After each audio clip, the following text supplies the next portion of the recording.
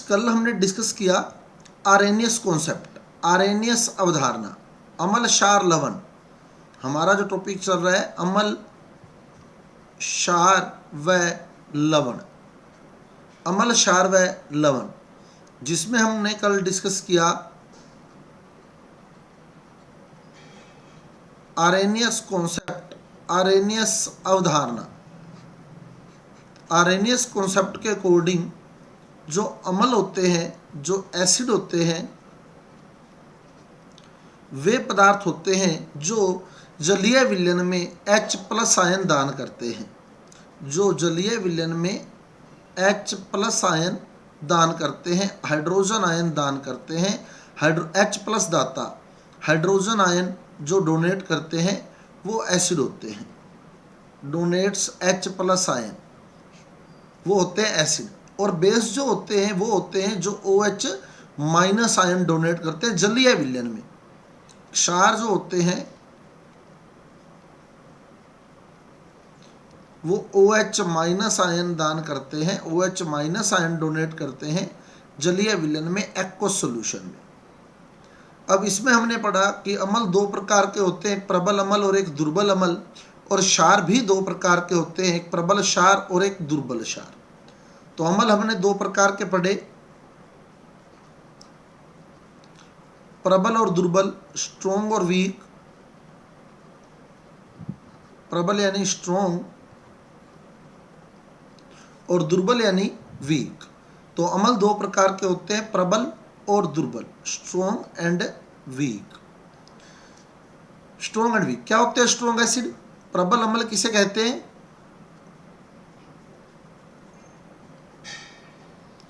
जो वाटर में 100% डिसोशिएट होते हैं, यानी जिसका डिग्री ऑफ डिसोशिएशन जो है वो 100% होता है, यानी जितने भी एसिड हम लेंगे वो सारे के सारे आयनों में टूट जाएंगे, वो होते हैं प्रबल अम्ल। और जिनका वियोजन जो होता है वो 100% से कम होता है वो होते हैं दुर्बल अम्ल। पीएच में हमने पढ़ा था, ये पीएच वाले टॉपिक के अंदर हमने रीड किया था। जैसे हमने पढ़ा था पीएच 0.01 m, एसिटिक अम्ल की पीएच क्या होगी? जिसका वियोजन 10% होता है। तो वहाँ हमने पढ़ा था कि 10% टूट रहा है, इसका मतलब वो वीक है। स्ट्रोंग जो होता है वो 100% डिसोशिएट होता है, वीक जो होता है 100% से कम डिसोशिएट होता है। ऐसे ही बेस भी दो टाइप के होते हैं, स्ट्रोंग एंड वीक। प्रबल यानी स्ट्रोंग और दुर्बल यानी week, strong and week.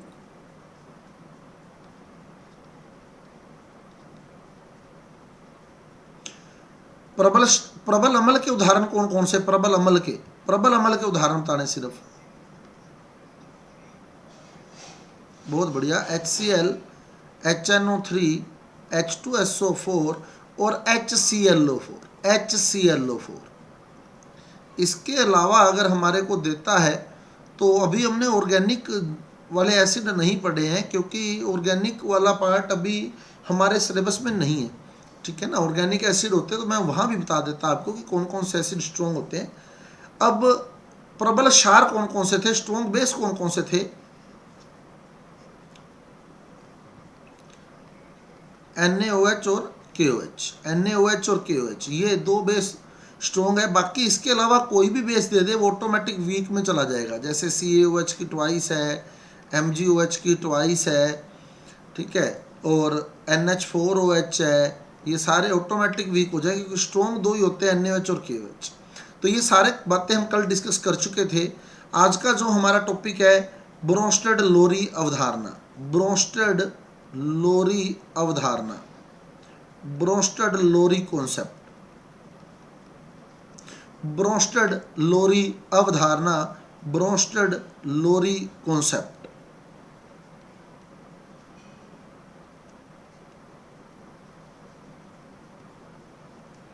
Bronsted lorry concept,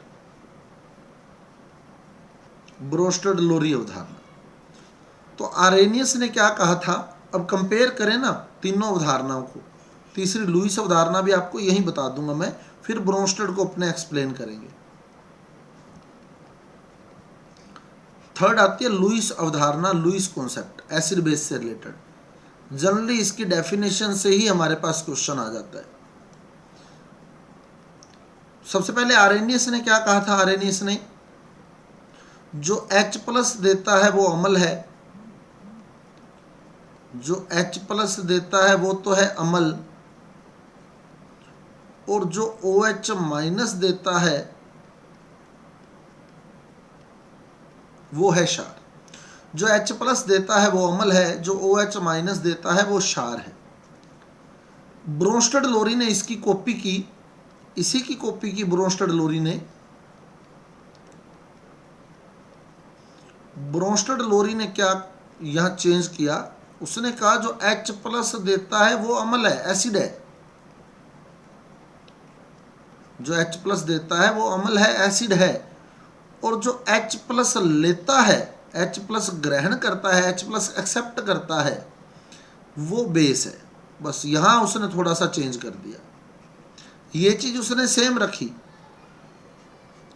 ये सेम रखी उसने, लेकिन आर्रेनियस ने कहा था जो OH देता है वो क्षार है। उसने कहा जब जो H प्लस देता है वो अम्ल है, तो जो H प्लस लेता है वो क्षार है। बिल्कुल अपोजिट हो गया उसके। जो H प्लस देता है, और कॉमन सी बात है, H प्लस देने वाला अम्ल है तो H प्लस लेने वाला क्षार होगा। H प्लस डोनर जो होते हैं वो एसिड होते हैं, और H प्लस एक्सेप्टर जो होते हैं वो बेस होते हैं। ये तो हो गया H प्लस डोनर जो H प्लस डोनेट करेंगे, और ये हो गया H प्लस एक्सेप्टर जो H प्लस गेन करेंगे।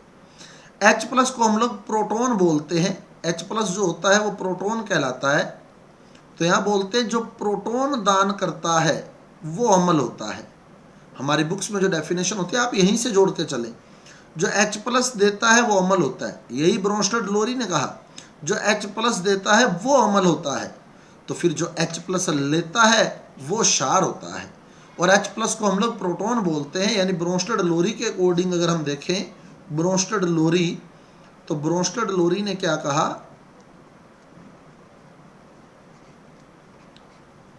जो प्रोटॉन देता है, जो प्रोटॉन देता है H प्लस यानी प्रोटॉन, तो जो प्रोटॉन देता है, प्रोटॉन डोनर है, वो अम्ल है, एसिड है।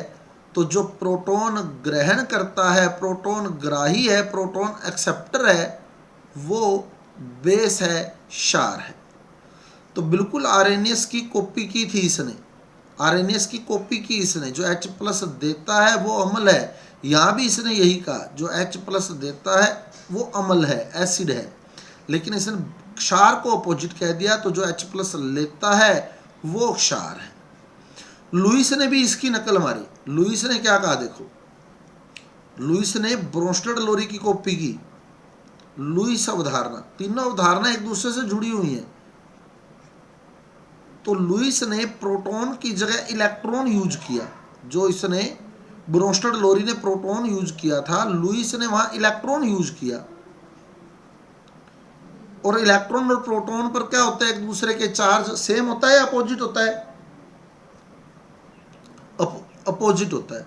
तो इलेक्ट्रॉन और प्रोटॉन बिल्कुल एक दूसरे के अपोजिट होते हैं। तो जो प्रोटॉन दे रहा है, जो प्रोटॉन दे रहा है, इसका मतलब वो इलेक्ट्रॉन लेगा। जो प्रोटॉन दे रहा है वो इलेक्ट्रॉन लेगा। तो लुईस कॉन्सेप्ट के अकॉर्डिंग जो इलेक्ट्रॉन ग्रहण करते हैं, जो इलेक्ट्रॉन एक्सेप्ट करते हैं, जो इलेक्ट्रॉन एक्सेप्टर होते हैं, वो एसिड होते हैं। और जो इलेक्ट्रॉन दाता होते हैं, जो इलेक्ट्रॉन डोनर होते हैं, वो बेस होते हैं, क्षार होते हैं। इलेक्ट्रॉन डोनर बेस होते हैं। तो ये तीनों अवधारणाएं थी। एक बार फिर करते हैं हम लोग डिस्कस क्या कहती हैं तीनों अवधारणाएं, क्योंकि डेफिनेशन से बहुत बार क्वेश्चन आ जाता है। आर्रेनियस ने क्या कहा? आर्रेनियस ने कहा जो H प्लस देगा वो तो है एसिड, अम्ल, और जो OH माइनस देगा वो है क्षार। ये आर्रेनियस ने कहा कि जो H प्लस देगा वो एसिड है, और जो OH माइनस देगा वो बेस है। अब दूसरा आया ब्रोंस्टेड लोरी। ब्रोंस्टेड लोरी, इसने इसी की नकल मारी। तो इसने कहा जो H प्लस यानी प्रोटॉन, H प्लस को प्रोटॉन बोलते हैं, जो प्रोटॉन देगा वो अम्ल है। बिल्कुल कह आर्यनीस ने सही कहा है, जो H प्लस देता है वो अम्ल होता है। तो इसका मतलब जो H प्लस यानी प्रोटॉन लेता है, प्रोटॉन ग्रहण करता है, प्रोटॉन एक्सेप्ट करता है, वो क्षार होता है, बेस होता है। तो इसने थोड़ा सा चेंज कर दिया बस, यहाँ H प्लस देने वाला अगर अम्ल है तो H प्लस लेने वाला क्षार हो जाएगा, बेस हो जाएगा। तीसरा आया लुईस। लुईस और लुईस ने ब्रोंस्टेड लोरी की कॉपी की। उसने कहा जो प्रोटॉन दे रहा है इसका मतलब वो इलेक्ट्रॉन लेगा, क्योंकि प्रोटॉन और इलेक्ट्रॉन एक दूसरे के बिल्कुल अपोजिट होते हैं। यानी जो प्रोटॉन दे रहा है इट मीन वो इलेक्ट्रॉन लेगा, इलेक्ट्रॉन ग्राही होगा, वो इलेक्ट्रॉन एक्सेप्ट करेगा, इलेक्ट्रॉन एक्सेप्टर जो होते हैं वो अम्ल होते हैं, एसिड होते हैं। और जो इलेक्ट्रॉन दाता होते हैं, इलेक्ट्रॉन डोनर होते हैं,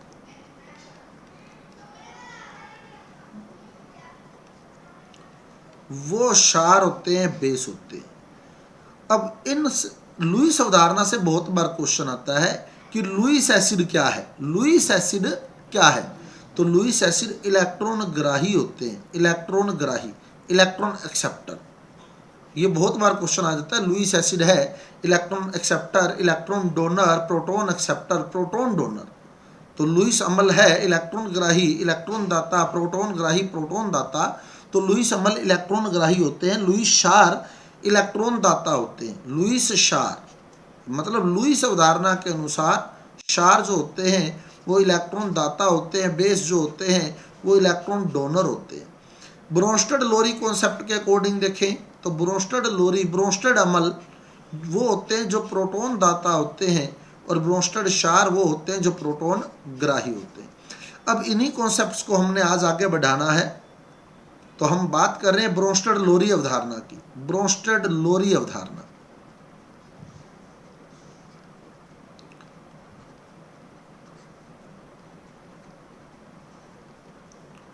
ब्रोंस्टेड लोरी अवधारणा क्या कहा था ब्रोंस्टेड लोरी ने? अम्ल एसिड क्या है?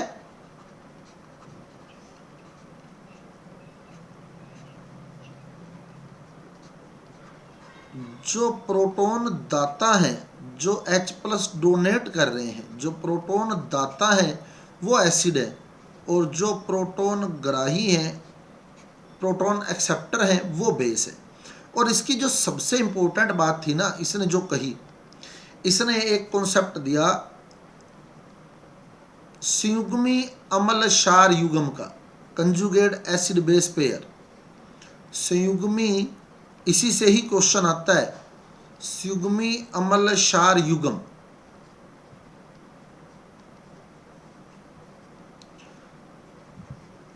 Conjugate acid base pair. इसने क्या कहा? इसने कहा कोई भी अम्ल जो है, एसिड जो है, जब वो प्रोटॉन डोनेट कर देगा, प्रोटॉन, क्योंकि एसिड क्या करेगा? प्रोटॉन दान करेगा, प्रोटॉन दाता है। तो एसिड जब H प्लस दान कर देगा, H प्लस डोनेट कर देगा, तो वो क्षार में बदल जाएगा, बेस में बदल जाएगा, बेस में कन्वर्ट हो जाएगा। अभी एग्जांपल दूंगा आपको। एसिड, कोई भी एसिड, कोई भी अम्ल जब H प्लस दान कर देता है, H प्लस डोनेट कर देता है, तो वो बेस में कन्वर्ट हो जाता है, बेस में बदल जाता है।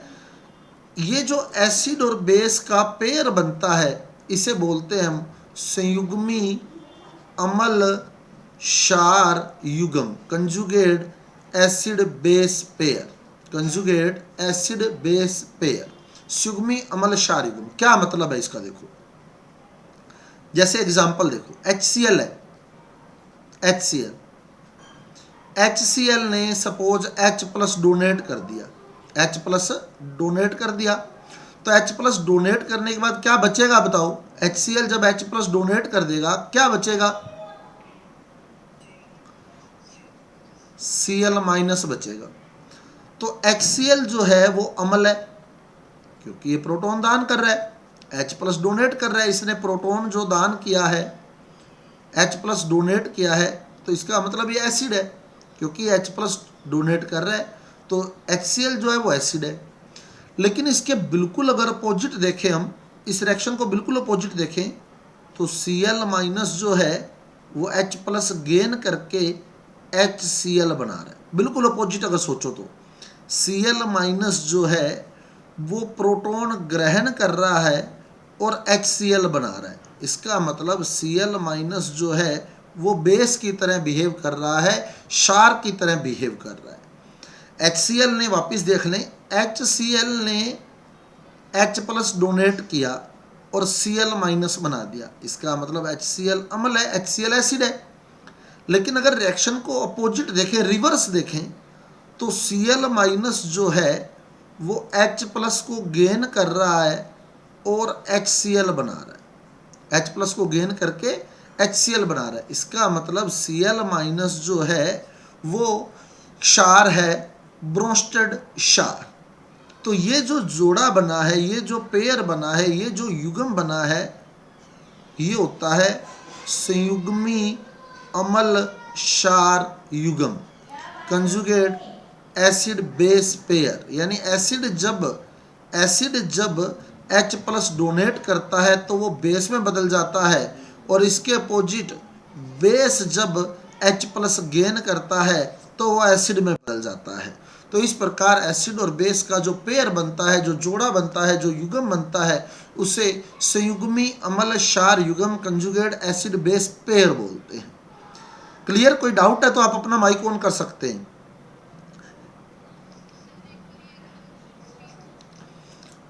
सपोज जैसे HCl है, हमने एग्जांपल लिया कि HCl है, HCl जब H प्लस डोनेट करेगा तो Cl माइनस बनाएगा, तो HCl तो अम्ल हो गया, एसिड हो गया, क्योंकि वो H प्लस डोनेट कर रहा है। लेकिन इसके अपोजिट अगर देखें ना, रिवर्स रिएक्शन देखो, इसके रिवर्स रिएक्शन ही होगी। देखो Cl minus plus H plus equal to HCl, Cl minus plus H plus equal to HCl। Opposite reaction देखो, रिवर्स रिएक्शन देखो, बैकवर्ड रिएक्शन देखो, प्रतीप विक्रिया, पश्च विक्रिया जिसको हम बोलते हैं, इसके बिल्कुल अपोजिट इधर की ओर अगर हम आए तो हम देख रहे हैं कि Cl माइनस जो है वो H प्लस गेन करके HCl बना रहा है। इसका मतलब Cl माइनस H प्लस को ग्रहण कर रहा है, और जो H प्लस ग्रहण करता है, या हमने कहा था जो H प्लस ग्रहण करता है वो क्षार होता है, वो बेस होता है। इसका मतलब Cl माइनस जो है वो क्षार का कार्य कर रहा है। क्लियर? तो यहाँ Cl माइनस जो है वो क्षार है। इस प्रकार अम्ल जब H प्लस दान कर देता है, तो यहाँ HCl ने क्या किया, यहाँ HCl ने H प्लस दान किया, तो जो उसने आयन बनाया वो आयन क्षार की तरह काम कर रहा था, क्योंकि वो H प्लस ग्रहण करके वापिस HCl बना देगा। इस प्रकार अम्ल जब H प्लस दान कर देता है तो वो क्षार में बदल जाता है, और क्षार जब H प्लस ग्रहण कर लेता है तो वो अम्ल में बदल जाता है। तो ये जो अम्ल और क्षार का जोड़ा बनता है, पेयर बनता है, कि अम्ल H प्लस दान करके क्षार बनाएगा, क्षार H प्लस ग्रहण करके अम्ल बनाएगा, इसी को ही हम संयुग्मी अम्ल क्षार युग्म, कंजुगेट एसिड बेस पेयर बोलते हैं। अभी भी किसी स्टूडेंट को डाउट है तो वो अपना माइक ऑन कर सकता है।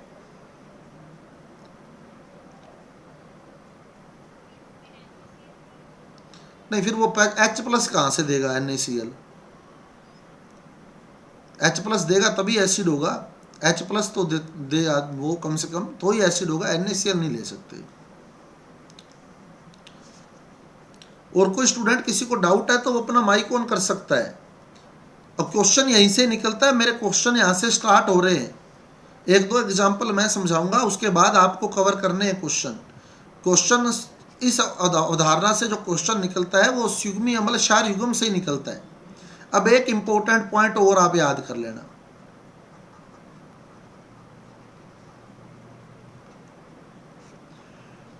प्रबल अम्ल यानी स्ट्रॉन्ग एसिड का सुगमी क्षार कंजुगेट बेस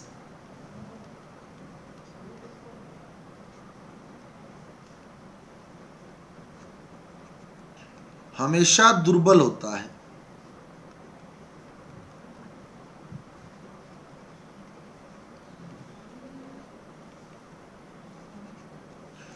प्रबल अम्ल का सुगमी क्षार हमेशा दुर्बल होता है। जैसे एग्जांपल देखें, हमेशा वीक होता है।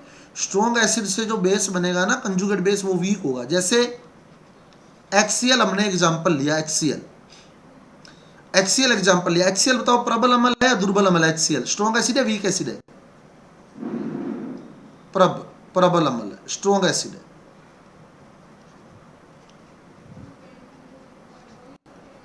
स्ट्रॉन्ग एसिड है।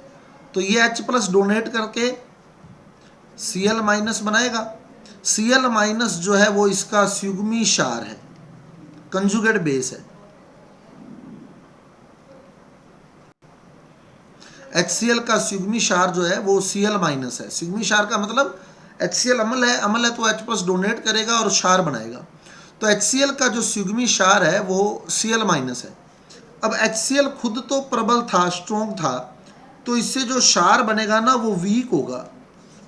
स्ट्रॉन्ग एसिड से बनने वाला कंजुगेट बेस वीक होता है और वीक एसिड से बनने वाला कंजुगेट बेस स्ट्रॉन्ग होता है। तो HCl खुद प्रबल था, तो इससे जो सुगमी क्षार बनेगा वो दुर्बल होगा। और ऐसे ही मान लो एसिटिक अम्ल हम लोग ले, एसिटिक अम्ल CH3COOH। अब ये बताओ प्रबल अम्ल है या दुर्बल अम्ल है? दुर्बल अम्ल है, वीक एसिड है। दुर्बल अम्ल, वीक एसिड। तो ये जब H+ डोनेट करेगा, बिल्कुल, तो इससे जो सुगमी क्षार बनेगा ये वाला, ये प्रबल क्षार होगा, ये प्रबल होगा, स्ट्रॉन्ग होगा। तो स्ट्रॉन्ग एसिड का कंजुगेट बेस वीक होता है और वीक एसिड का कंजुगेट बेस स्ट्रॉन्ग होता है। यानी प्रबल अम्ल का सुगमी क्षार दुर्बल होता है और दुर्बल अम्ल का सुगमी क्षार जो होता है वो प्रबल होता है। क्लियर? तो यहां से आपसे क्वेश्चन बन सकता है, निम्न में से कौन सा सुगमी क्षार जो है वो प्रबल है? तो आपने ये देखना है, दुर्बल अम्ल से जो क्षार बनेगा वो प्रबल होगा और प्रबल अम्ल से कोई क्षार बनेगा तो वो दुर्बल होगा। अब क्वेश्चन ज्यादातर कैसे आता है वो देखें हम लोग। क्वेश्चन हमारे से कैसे पूछा जाएगा? जैसे मेरे पास क्वेश्चन आया, NH2- का सुगमी क्षार यानी कंजुगेट बेस है। ये क्वेश्चन आ गया मेरे पास, NH2- का कंजुगेट बेस सुगमी क्षार है। 4 ऑप्शन देगा। अगला ऑप्शन दे दीजिए हमारे को N-3, NH-2, NH3 और NH4+। ये 4 ऑप्शन आ गए। अब पहली चीज तो आप ये देखें कि आपको NH2- का सुगमी क्षार यानी कंजुगेट बेस बताना है, सुगमी क्षार बताना है। तो इसका मतलब ये खुद अम्ल है, ये खुद एसिड है, क्योंकि एसिड ही H+ डोनेट करके सुगमी क्षार कंजुगेट बेस बना सकता है। पहली चीज़ तो आपको ये क्लियर करनी है माइंड में कि अगर आपको सुगमी क्षार बताना है तो इसका मतलब जो आपको दिया गया है वो एसिड है, क्योंकि एसिड जब H+ डोनेट कर देगा तो वो बेस में कन्वर्ट हो जाएगा और वही बेस उसका कंजुगेट बेस कहलाता है, सुगमी क्षार कहलाता है। अम्ल जब H+ दान कर देता है तो वो क्षार में बदल जाता है, यही क्षार जो होता है सुगमी क्षार कहलाता है। तो अगले ने आपको कहा NH2- का सुगमी क्षार बताइए, तो इसका मतलब NH2- खुद अम्ल है। NH2- का कंजुगेट बेस बताइए, तो इसका मतलब NH2- खुद एसिड है। क्लियर? अब आप बताओ एसिड क्या होता है? एसिड जो H प्लस डोनेट करता है या H प्लस गेन करता है? H प्लस दान करता है या ग्रहण करता है? एसिड H प्लस दान करता है, H प्लस डोनेट करता है। तो आप इसमें से एक H प्लस का दान कर दीजिए। कितने H पड़े हैं इसके पास?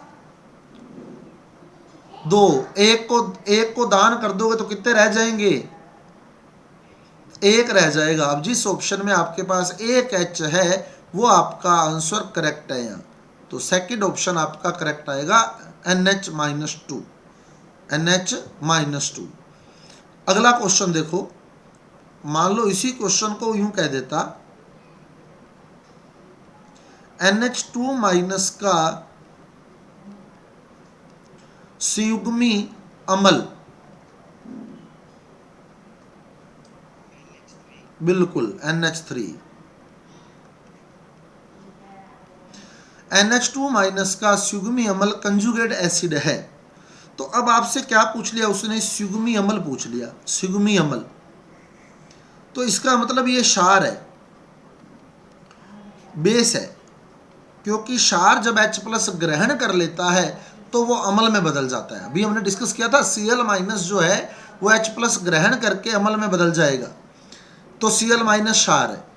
तो क्षार जो होता है, बेस जो होता है, वो H प्लस ग्रहण करके H प्लस गेन करके एसिड में बदल जाता है। इसी एसिड को हम कंजुगेट एसिड संयुग्मी अम्ल कहते हैं।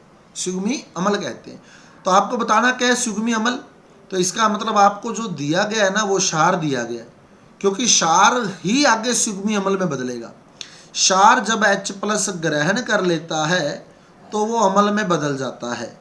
इसी अम्ल को हम लोग संयुग्मी अम्ल कहते हैं, कंजुगेट एसिड कहते हैं। और अम्ल जो होता है वो H प्लस दान करके क्षार में बदल जाता है। इसी क्षार को हम संयुग्मी क्षार कहते हैं। अब आपको संयुग्मी क्षार बताना है, यानी ये बताना है, तो इसका मतलब जो आपको दिया गया था वो एसिड था, ये एसिड था। अब आपको संयुग्मी अम्ल बताना है, यानी ये बताना है, इसका मतलब जो आपको दिया गया है वो क्षार दिया गया है। तो ये क्षार दिया गया है। क्षार क्या करता है? H प्लस दान करता है या ग्रहण करता है? ग्रहण करता है, गेन करता है, एक्सेप्ट करता है। तो H प्लस ग्रहण करता है। अभी कितने H हैं इसके पास? अभी कितने H हैं इसके पास? 2। तो जब ये एक और ग्रहण कर लेगा तब कितने हो जाएंगे? 3। तो यानी आपका सी ऑप्शन करेक्ट आएगा यहाँ, सी ऑप्शन। अब चार्ज का भी फंडा देख लो क्या रहता है, चार्ज कैसे आ रहा है। ये NH2- था, NH2-। तो जब इसने H प्लस ग्रहण किया तो आप देख सकते हैं ये -1, ये +1, -1 + 1 0 हो जाएगा, NH3 बन गया ये। तो ये -1 + 1 और -1 + 1 जो है वो 0 हो जाएगा। तो NH3 पर कोई चार्ज नहीं आएगा। ये ऑप्शन आ गया आपका। और यहाँ -2 क्यों आया वो देखो आप। तो आपको दिया हुआ था NH2-, इसने H प्लस दान कर दिया क्योंकि ये एसिड था, एसिड था तो H प्लस दान करेगा। अब ये -1 था और इसमें से प्लस का एक और निकल गया, -1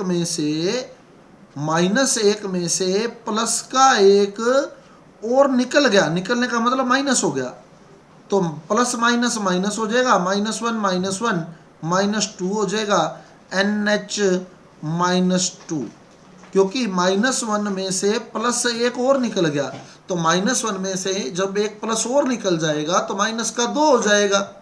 नहीं तो आप चार्ज दोनों साइड बराबर होना चाहिए। सपोज कि आपको ऑप्शन दे देता, मान लो। अब क्वेश्चन देखो, ऑप्शन अपने चेंज करते, दूसरा तरीका देखते। क्वेश्चन वही है, देखो NH2- का संयुग्मी क्षार कंजुगेट बेस है।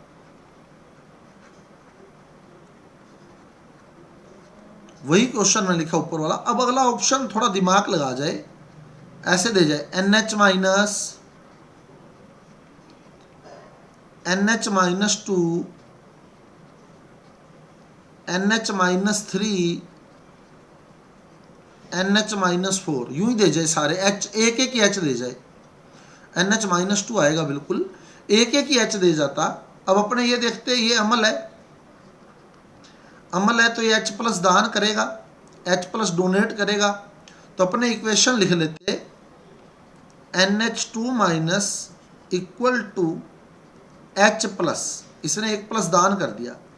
अब अगर मैं NH माइनस लिखूँ, देखो सपोज कि मैं NH माइनस लिखूँ यहाँ NH माइनस, तो आप देखो प्लस माइनस, प्लस का एक माइनस का एक क्या होगा बताओ, प्लस एक माइनस एक जीरो, तो इस साइड जीरो आना चाहिए था, जबकि यहाँ माइनस का एक है, दोनों तरफ आवेश बराबर होना चाहिए।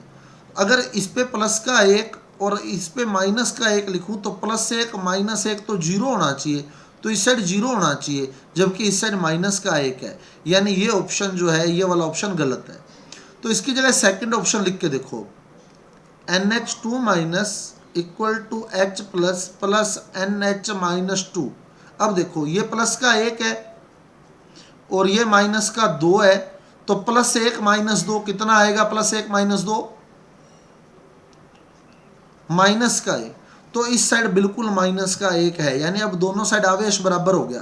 तो वही समीकरण सही होती है जिसमें दोनों साइड आवेश बराबर होता है, यानी आपका यह सेकंड ऑप्शन करेक्ट बनेगा।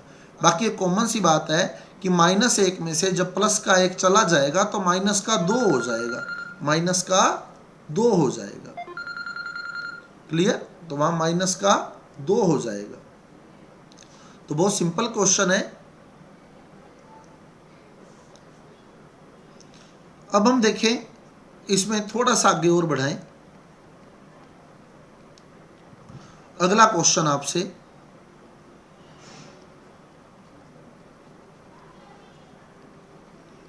H2O का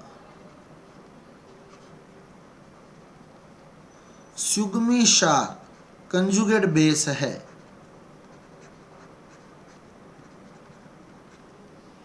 option OH minus O minus 2 H3O plus और H2O माइनस। OH बिल्कुल ए ऑप्शन, बिल्कुल ए ऑप्शन आपका करेक्ट आएगा, क्योंकि आपसे सुगमी क्षार कंजुगेट बेस पूछा गया, इसका मतलब ये खुद एसिड है, और एसिड जो होता है ये खुद अम्ल है, और अम्ल जो होता है वो H प्लस दान करता है, तो H2O जब H प्लस दान कर देगा तो OH माइनस बना देगा, तो यही इसका क्षार है, सुगमी क्षार है OH माइनस। और यहाँ अगर क्षार की जगह अपने से अम्ल पूछ लेता सपोज, बिल्कुल बिल्कुल H3O प्लस आता, तब सी ऑप्शन आता। कंजुगेट एसिड पूछ लेता तो इसका मतलब ये बेस हो जाता, क्षार हो जाता, और क्षार जो होता है वो H प्लस ग्रहण करता है, तो H2O जब H प्लस ग्रहण कर लेता तो H3O प्लस बन जाता, H3O प्लस बन जाता। तो ये क्षार हो गया, H प्लस ग्रहण कर रहा है, तो H प्लस ग्रहण करने के बाद ये अम्ल बनाएगा, तो आपसे इसका सुगमी अम्ल पूछा गया है, तो इसका सुगमी अम्ल H3O प्लस है, सी ऑप्शन आपका करेक्ट है। अब स्टूडेंट आपको यहाँ तक कोई डाउट है तो आप अपना माइक ऑन कर सकते हैं, यहाँ तक अगर आपको किसी भी डाउट है किसी क्वेश्चन में तो आप बिल्कुल अपना माइक ऑन कर सकते हैं, फिर मैं नेक्स्ट कॉन्सेप्ट पे चल रहा हूँ।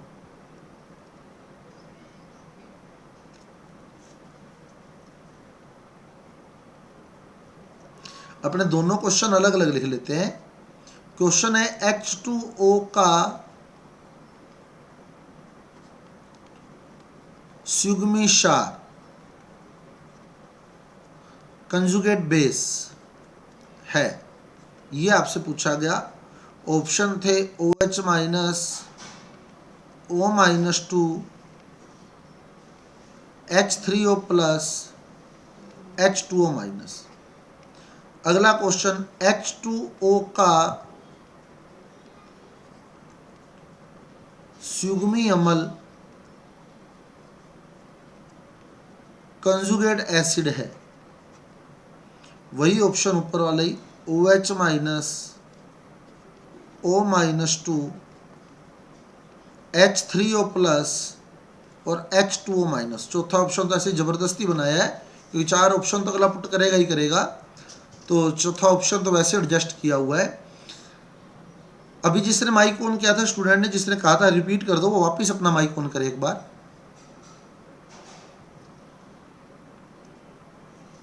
अब आप तो क्वेश्चन देखें आप, तो आपसे सुगमी क्षार पूछा गया है, कंजुगेट बेस पूछा गया, तो इसका मतलब ये खुद क्या है? अम्ल है, एसिड है। अब अम्ल क्या होता है? जो H दान करता है, H ग्रहण करता है। H दान करता है। तो अभी इसमें कितने H हैं? अब एक H दान कर दो तो कितने, बस वो ऑप्शन देख लो जिसमें एक H है। बिल्कुल क्लियर। दूसरा क्वेश्चन भी बिल्कुल माइक ऑन रखें अपना। दूसरे क्वेश्चन में आपसे सुगमी अम्ल पूछा गया है, कंजुगेट एसिड पूछा गया है, मतलब ये खुद क्या है? क्षार है। और क्षार क्या करता है? H प्लस दान करता है, ग्रहण करता है? H प्लस ग्रहण करता है, H प्लस गेन करता है। अभी इसमें कितने H हैं? तो जब एक H और ग्रहण कर लेगा तो कितने हो जाएंगे? बस अब वो ऑप्शन देख लें आप। ओके, बहुत सिंपल काम है। बस आपसे कंजुगेट बेस पूछेगा तो वो खुद एसिड होगा, कंजुगेट एसिड पूछेगा तो वो खुद बेस होगा। अब तीसरा कॉन्सेप्ट आता है लुईस कॉन्सेप्ट, लुईस अवधारणा।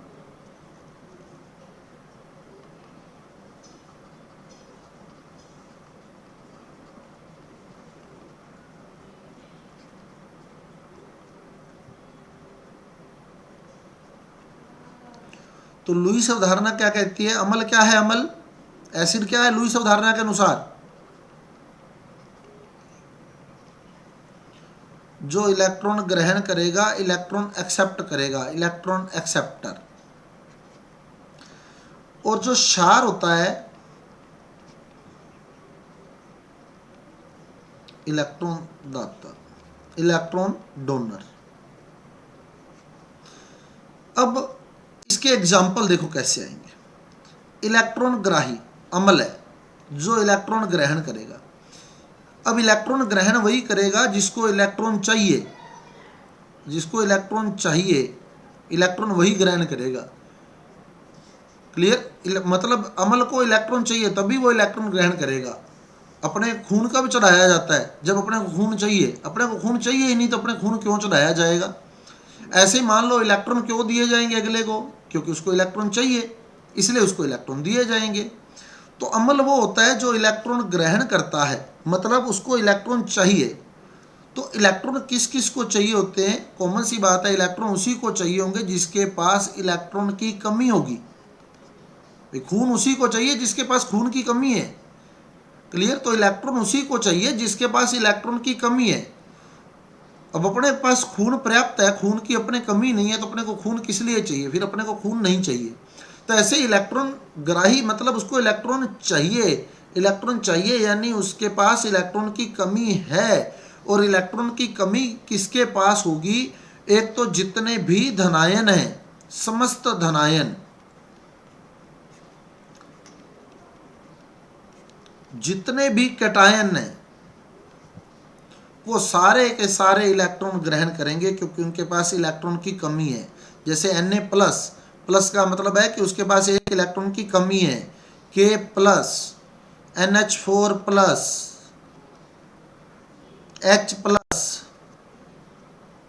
Mg+2, जितने भी धनायन हैं वो सारे के सारे लुईस एसिड हैं। दूसरा, जिनका अष्टक पूरा नहीं है, जिनका अष्टक जो है वो पूरा नहीं है, ऑक्टेट इनकम्प्लीट है, इनकम्प्लीट ऑक्टेट, अष्टक अपूर्ण है, इनकम्प्लीट ऑक्टेट। क्या कहता है अष्टक का नियम? ऑक्टेट लो, किसी को पता हो? ऑक्टेट रूल क्या कहता है? अष्टक नियम, अष्टक नियम, अष्टक नियम कितने इलेक्ट्रॉन रखे? 8। तो अष्टक नियम के अनुसार कोई अणु है, मान लो उसके केंद्रीय परमाणु के पास अगर 8 इलेक्ट्रॉन है तो वो अणु पर्याप्त स्थायी होता है। सेंट्रल एटम के पास 8 इलेक्ट्रॉन होते हैं तो अणु स्थायी होता है, यानी 8 इलेक्ट्रॉन होने चाहिए केंद्रीय परमाणु के पास, तो वो स्थायी होता है। अब मान लो उसके सेंट्रल एटम के पास 8 इलेक्ट्रॉन से कम इलेक्ट्रॉन है, 8 इलेक्ट्रॉन से कम है, तो वो स्थायी होगा अस्थायी? अस्थायी, बिल्कुल वो अस्थायी होगा। तो वो स्थायी होने के लिए इलेक्ट्रॉन ग्रहण करेगा, क्योंकि वो अपने 8 इलेक्ट्रॉन पूरा करना चाहेगा। जैसे एग्जांपल देखो, BF3, BF3, अब BF3 को आप ओपन करके लिख ले, BF3 ये लिख लिया मैंने। अब आपने कैसे गिनने इलेक्ट्रॉन वो देखें। बोरोन बताओ कितने नंबर पे आता है पीरियोडिक टेबल में, आवर्त सारणी में बोरोन कितने नंबर पे आता है? 5 नंबर पे आता है। बोरोन का एटॉमिक नंबर जो है 5 है। 1 नंबर पे हाइड्रोजन, 2 नंबर पे हीलियम, 3 नंबर पे लिथियम, 4 नंबर पे बेरिलियम और 5 नंबर पे बोरोन। बोरोन 5 नंबर पे आता है। तो पहले कोश में फर्स्ट शेल के अंदर आप कितने इलेक्ट्रॉन भरते हैं? फर्स्ट शेल में 2। पहले कोश में आप लोग 2 इलेक्ट्रॉन भरते हैं। अब ये 5 नंबर पे आता है, तो इसका मतलब इसके पास 5 इलेक्ट्रॉन हैं। तो पहले कोश में 2 हैं, तो यानी दूसरे कोश में 3 है। पहले कोश में 2 हैं तो दूसरे कोश में 3 है। माइक ऑफ कर दें अपना। तो पहले कोश में अगर 2 इलेक्ट्रॉन है तो यानी दूसरे कोश में 3 इलेक्ट्रॉन है। तो दूसरे कोश में 3 इलेक्ट्रॉन है ना, तो इसका मतलब 3 में से क्या हुआ? उन तीनों का 1 इलेक्ट्रॉन इस बंध में आ गया, 1 इलेक्ट्रॉन इस बंध में आ गया, 1 इलेक्ट्रॉन इस बंध में आ गया। यानी इसके तीनों के तीनों इलेक्ट्रॉन बंध बनाने में चले गए, तीनों के तीनों इलेक्ट्रॉन बंध बनाने में चले गए। और ये एक सहसंयोजक बंध है, कोवलेंट बॉन्ड है। तो इस बॉन्ड में 1 इलेक्ट्रॉन अगर B का है तो 1 इलेक्ट्रॉन F का होता है।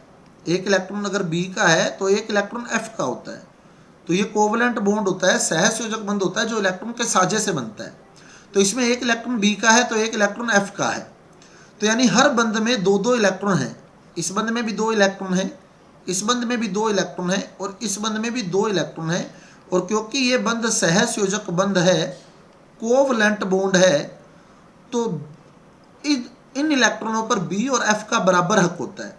तो इस आधार पर गिने अपने, तो 2 इलेक्ट्रॉन इस बंध में आ गए, 2 इलेक्ट्रॉन इस बंध में आ गए, 2 इलेक्ट्रॉन इस बंध में आ गए, तो टोटल 6 इलेक्ट्रॉन हो गए।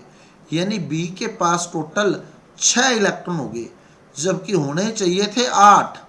तो यानी इसके पास 8 से कम इलेक्ट्रॉन रह गए, 8 से कम रह गए इलेक्ट्रॉन, 6 ही रहे इसके पास। तो 8 करने के लिए क्या करेगा? 2 इलेक्ट्रॉन ग्रहण करेगा, 2 इलेक्ट्रॉन ग्रहण करेगा। यानी ये इलेक्ट्रॉन ग्राही है, तो इसका मतलब ये लुईस अम्ल है, लुईस एसिड है। जो इलेक्ट्रॉन ग्रहण करता है वो लुईस अम्ल होता है। तो आप इस तरह से इलेक्ट्रॉन गिन के बता सकते हैं कि वो लुईस अम्ल है या लुईस क्षार है। जैसे यहाँ अभी हमने देखा BF3, और एग्जाम्पल देखते हैं। देखो BeCl2, BeCl2, तो BeCl2, तो Be के साथ 2 Cl जुड़े हैं। अब Be आता है 4 नंबर पे, Be आता है 4 नंबर पे। पहले कोश में 2 इलेक्ट्रॉन, दूसरे कोश में भी 2 इलेक्ट्रॉन, दूसरे कोश में 2 इलेक्ट्रॉन है। अब देखिए अपने इन 2 इलेक्ट्रॉन का क्या हुआ? एक गया इस बॉन्ड में, एक गया इस बॉन्ड में, दोनों इलेक्ट्रॉन एक एक बॉन्ड में चले गए। अब कोई भी इलेक्ट्रॉन बचा नहीं इसके पास, दोनों के दोनों बॉन्ड बनाने में गए। अब इस बॉन्ड में 1 इलेक्ट्रॉन Cl का भी है, इस बॉन्ड में भी 1 इलेक्ट्रॉन Cl का है। तो यानी अभी Be के पास 4 इलेक्ट्रॉन हो गए, 2 इस बॉन्ड से, 2 इस बॉन्ड से, 4 इलेक्ट्रॉन हो गए। जबकि ऑक्टेट रूल कहता है कि 8 इलेक्ट्रॉन होने चाहिए तो ये स्थायी होगा। तो अभी इसके पास कितने हैं? 4। तो यानी इसको 4 इलेक्ट्रॉन और चाहिए। जब 4 इलेक्ट्रॉन चाहिए तो मतलब 4 इलेक्ट्रॉन ग्रहण करेगा, ग्रहण करेगा, तो इसका मतलब ये लुईस अम्ल है। तो एक तो सारे धनायन लुईस एसिड होते हैं, लुईस अम्ल होते हैं। इसके अलावा वे यौगिक, वे कंपाउंड जिनके केंद्रीय परमाणु का अष्टक पूरा नहीं होता, सेंट्रल एटम का ऑक्टेट कंप्लीट नहीं होता, वो भी लुईस अम्ल होते हैं, क्योंकि वो ऑक्टेट कंप्लीट करने के लिए इलेक्ट्रॉन ग्रहण करेंगे। तो इस आधार पर हम लोग लुईस अम्ल जो है बड़े आराम से छांट सकते हैं। अब आता है लुईस क्षार। लुईस बेस,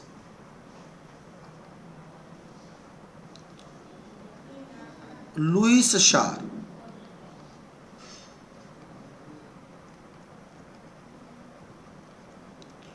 जो इलेक्ट्रॉन दान करेंगे, जो इलेक्ट्रॉन दाता होते हैं वो लुईस बेस होते हैं, इलेक्ट्रॉन दान करेंगे। अब इलेक्ट्रॉन दान करेगा तो कॉमन सी बात है कि उसके पास इलेक्ट्रॉन ज़्यादा है, उसके पास इलेक्ट्रॉन ज़्यादा है तभी दान करेगा। दान वही करता है जिसके पास ज़्यादा हो कोई चीज़, ठीक है ना। चंदा काटने के लिए आते हैं ना, चंदा काटने के लिए तो सेठ के पास अपने पहले जाते हैं, क्योंकि अपने पता होता है कि वो सेठ है तो वो ज़्यादा रसीद कटाएगा, बड़ी रसीद कटाएगा, ठीक है। तो अपने पहले उसके पास जाते हैं चंदा लेने के लिए, क्योंकि उसके पास कॉमन सी बात है पैसे ज़्यादा है, पैसे ज़्यादा है तो दान ज़्यादा करेगा। तो दाता वही होता है जिसके पास कोई चीज़ ज़्यादा होती है। तो इलेक्ट्रॉन दाता का मतलब है उसके पास इलेक्ट्रॉन ज़्यादा है। तो एक तो समस्त ऋणायन, जितने भी ऋणायन हैं, जितने भी एनायन हैं, वो सारे के सारे लुईस बेस हैं। जैसे Cl minus, Br minus, I minus, F minus, NO2 minus, सबके ऊपर माइनस है। माइनस का मतलब क्या है, इसके पास इलेक्ट्रॉन ज़्यादा है। दूसरा, ऑक्टेट कंप्लीट है, अष्टक पूर्ण है, ऑक्टेट कंप्लीट है, पर साथ में ऑक्टेट कंप्लीट होने के बाद एकाकी इलेक्ट्रॉन पड़े हैं, लोन पेयर पड़ा है। तो ऑक्टेट तो कंप्लीट है,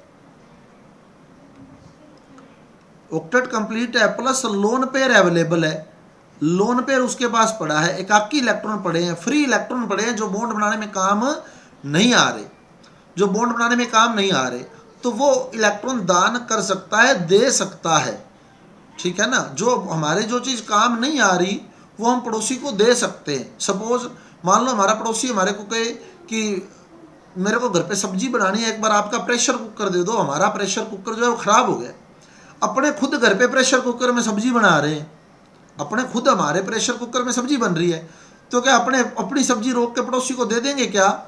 बिल्कुल नहीं देंगे, क्योंकि वो हम यूज कर रहे हैं, हम यूज कर रहे हैं, यूज कर रहे हैं तो हम पड़ोसी को नहीं देंगे। वहीं अगर वो प्रेशर कुकर फ्री पड़ा होता तो अपने पड़ोसी को दे देते कि हमारे तो काम नहीं आ रहा है अभी, एक बार आप ले लें, पर हमें जरूरत होगी तो हम आपसे वापिस ले लेंगे।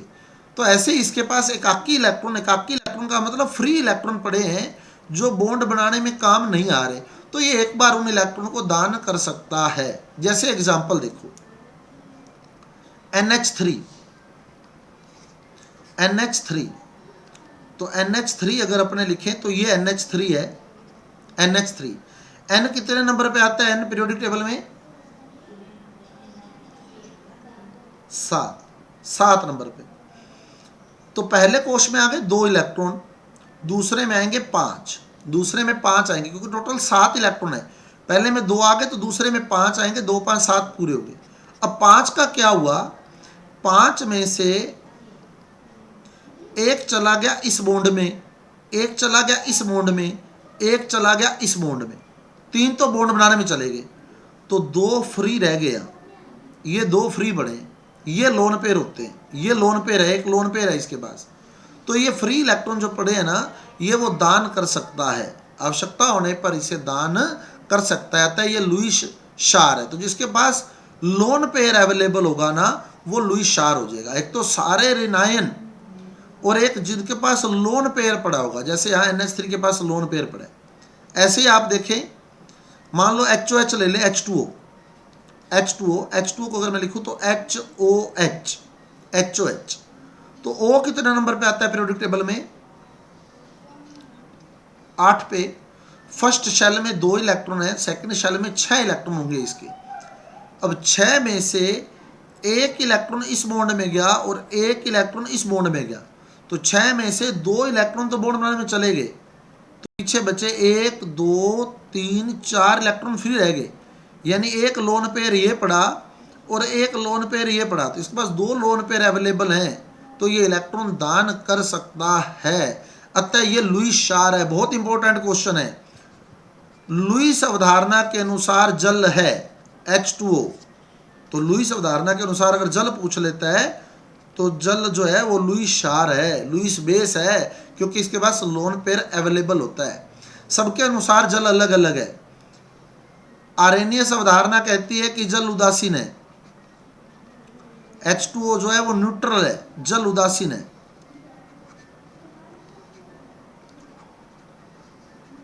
न्यूट्रल है। ब्रोंस्टेड लोरी कहता है कि जल उभयधर्मी है।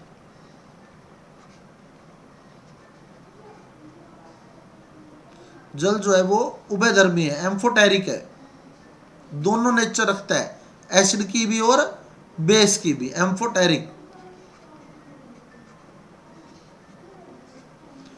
और तीसरा है लुईस अवधारणा। लुईस अवधारणा के अनुसार देखें तो जल जो है वो क्षार है, बेस है, बहुत इंपॉर्टेंट है। क्योंकि इसमें देखो आरएनएस तो क्या कहता है, न्यूट्रल क्यों हुआ, क्योंकि आरएनएस के अकॉर्डिंग जल में H+ भी है और OH- भी है, और H+ OH- एक दूसरे को न्यूट्रल कर देते हैं, तो ये न्यूट्रल हो गया। ब्रोंस्टेड ने, हमने प्रश्न भी लिखा था, देखो आप, क्वेश्चन दिखाता हूं आपको, हमने क्वेश्चन लिखा था जल का, ये रहा, ये देखो, यहां हमने क्वेश्चन लिखा H2O का स्युग्मी क्षार, इसका मतलब ये खुद अम्ल है, और यहां लिखा H2O का स्युग्मी अम्ल, इसका मतलब खुद क्षार है। तो ये H+ दान भी कर सकता है और H+ ग्रहण भी कर सकता है, तो इसका मतलब ये दोनों नेचर रखता है, एसिड की भी और बेस की भी, तो यानी ये उभयधर्मी है, एम्फोटेरिक है। और तीसरा लुईस अवधारणा। लुईस अवधारणा कहती है कि जो ऋणायन होते हैं या फिर जिनके पास लोन पेयर अवेलेबल होते हैं वो क्षार होते हैं। तो सारे ऋणायन एनायन, और दूसरे जिनके पास एकाकी इलेक्ट्रॉन यानी लोन पेयर अवेलेबल होता है वो क्षार होता है। तो इस बेस पे देखें तो जल के केंद्रीय परमाणु ऑक्सीजन के पास 2 लोन पेयर अवेलेबल हैं, अतः जल जो है वो क्षार है, बेस है। तो स्टूडेंट्स ये थी आपकी यूनिट एसिड और बेस से रिलेटेड जो हमने कंप्लीट करी है। इसमें आपको कोई डाउट है तो आप अपना माइक ऑन करके कंसल्ट कर सकते हैं।